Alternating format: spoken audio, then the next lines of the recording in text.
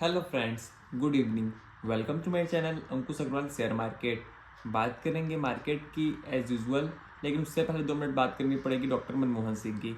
Doctor Manmohan Singh का कल रात निधन हो गया। तो डॉक्टर मनमोहन सिंह एक विजनरी पर्सन थे, लेकिन कैप्टन कोई और था। ये प्लेयर थे जो कैप्टन के तरफ से आदेश आता था उसको फॉलो करते थे। वही वाली बात है, you have to be the right man in the right place at the right time doing the right thing वाली बात है। तो इनका क्या प्रॉब्लम था कि जितने भी डिसीजन है ये लेते थे, लेकिन किसी से ना किसी से कुछ इन्फ्लुएंस हो जाते थे। लेकिन जब 1992 में शेयर मार्केट से अगर रिलेट करें डॉक्टर मनमोहन सिंह को, तो 1992 में हर्षद मेहता का मैसिव बुल रन आया। रादर 1991 से स्टार्ट हो गया था, तो बुल रन आया 1991 में, 1992 में। तो उस समय डॉक्टर मनमोहन सिंह इंडिया के फाइनेंस मिनिस्टर थे। तो जब प्रॉब्लम क्रिएट हुआ तो डॉक्टर पीवी नरसिम्हा राव के ऊपर प्रॉब्लम आई, और कहीं ना कहीं डॉक्टर मनमोहन सिंह को भी प्रॉब्लम झेलनी पड़ी।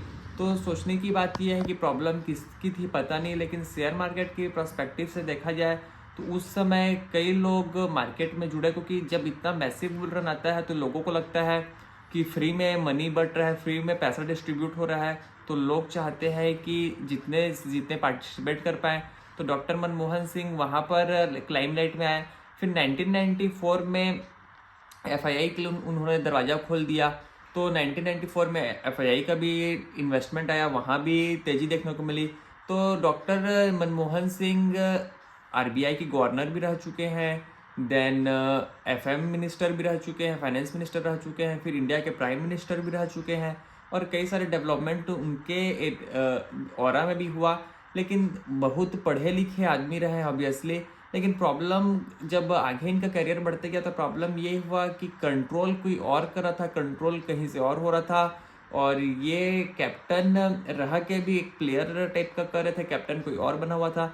लेकिन this is how the things are वाली बात है। लेकिन बात करते हैं मार्केट की, तो मार्केट में भी सेम चीज़ है, कोई प्रॉब्लम वाली बात है नहीं, कोई एक्स्ट्राऑर्डिनरी कोई कैटलिस्ट भी नहीं है।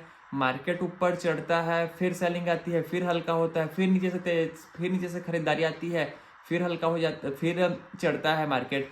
तो नेट मार्केट का मूड अभी फ्लैटिस का है। लेकिन निफ्टी 50 प्लस 0.26% चढ़कर बंद हुआ, सेंसेक्स 30 प्लस 0.28% चढ़कर बंद हुआ, मिड कैप 50 माइनस 0.27 गिर के बंद हुआ, और स्मॉल कैप 50 प्लस 0.15% चढ़कर बंद हुआ, और बैंक निफ्टी 0.27% चढ़कर बंद हुआ। तो मार्केट में ब्रॉडली कोई मोमेंटम था नहीं किसी भी तरफ, दोनों तरफ कैटलिस्ट ढूंढ रहा है मार्केट, किसी की तरफ भी आए।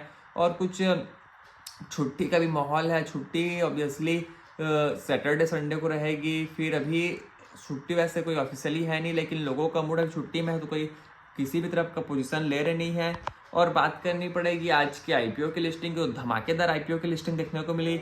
ममता मस्जिद ने बहुत छोटा आईपीओ था, इशू भी बहुत ज़्यादा सब्सक्राइब हुआ, और इतना ज़्यादा प्लस में खुला, उसके बाद भी खुलने के बाद अपर सर्किट लग गया। तो दिखाता है कि कुछ सेकंड में ही अपर सर्किट लग गया, तो उससे दिखाता है इन्वेस्टर का जोश छोटी कंपनी के ऊपर ज़्यादा है, बड़े में कम है। 159.25% चढ़कर बंद हुआ। Dam Capital 46.67%, Transrail Lighting 28.13%, Concord Enviro 17.98 और सनातन टेक्सटाइल 20.98% चढ़कर बंद हुए। तो गजब का एक्शन देखने को मिल रहा है आईपीओ मार्केट में, जो जिस हिसाब से सब्सक्रिप्शन हो रहा है, फिर जिस हिसाब से लिस्टिंग हो रही है, तो लोगों का रुझान आईपीओ मार्केट में बढ़ गया है। लेकिन देखना ये पड़ेगा कि मार्केट आगे क्या करता है। और फॉर द मोमेंट के लिए तो मार्केट में सब ठीक दिख रहा है, लेकिन समझना पड़ेगा कि मार्केट में और क्या कैटलिस्ट है जो मार्केट को आगे मूव करेगी। एडवांस में 30 शेयर्स थे, डिक्लाइन में 20 शेयर्स थे। एनएससी में एडवांस में doctor Reddy's, IndusInd bank, M&M, Tata Motors और एसआर मोटर्स थे। M&M और टाटा मोटर्स को डैम कैपिटल की तरफ से अपग्रेड मिला था, उसके चलते आज फोकस में थे, तेजी में थे। और हिंडाल्को, SBI, कोल इंडिया, ONGC और बेल गिरावट के साथ बंद हुए। यहीं तक रखते हैं, आपसे कल फिर मुलाकात होगी, तब तक के लिए थैंक यू।